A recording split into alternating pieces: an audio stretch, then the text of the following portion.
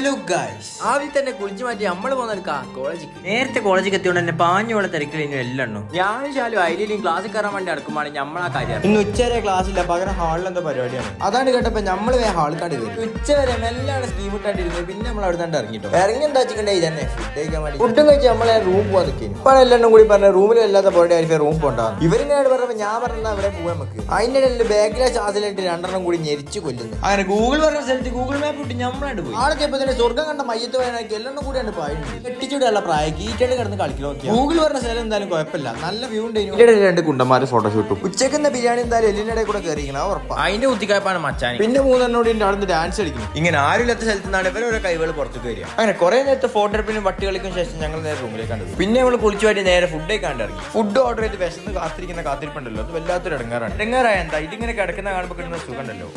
അതിന്റെ ഇടയിൽ കൂടെ എന്റെ ഒരു ട്രിക്കാണ് ഈ പറഞ്ഞത്. മന്തി എന്നിട്ട് വയർലെസ് എല്ലാവരുടെ എണീച്ചിക്കാൻ എന്നാൽ കുറച്ചൊരു സ്പേസ് ഉണ്ടാവുന്നത്. ഓൻ പറയുന്നതും കേട്ടിട്ട് എണീച്ചിക്കണ മൊയ്തകളാണ് നിങ്ങൾ ഈ കാണുന്നത്. ഈറ്റൊരു വെളിവില്ലാത്തൊരു ഇവരെ ഉണ്ടാവുള്ളൂ. ചാർജ് ഉയിഞ്ഞിറക്കരുത്. ഇപ്പൊ പ്രസവിക്കോ മര്യാദ എല്ലാവരും തിന്ന് 3 ട്രേ ആപ്പാണ് നിർത്തിയാണ്. ഇവൻ ആവശ്യമില്ലാണ്ട് 4ാമത്തെ ഒരു ട്രെയിൻ പറഞ്ഞു അതും തിന്നു പറഞ്ഞിട്ട് വാപ്പായതാണ്. ഇപ്പൊ എന്റെ വയറാണ് ഇറങ്ങി. ഫുഡും ബാക്കിയാക്കി അങ്ങനെ ഫുഡും കഴിച്ച് നമ്മളാണ് ഇറങ്ങി. അപ്പൊ നല്ലൊരു വ്ളോഗായിരുന്നു. നാളെ ബൈ ഫ്രം ഫോളോ ചെയ്യാൻ മറക്കണ്ട ഗൈസ്.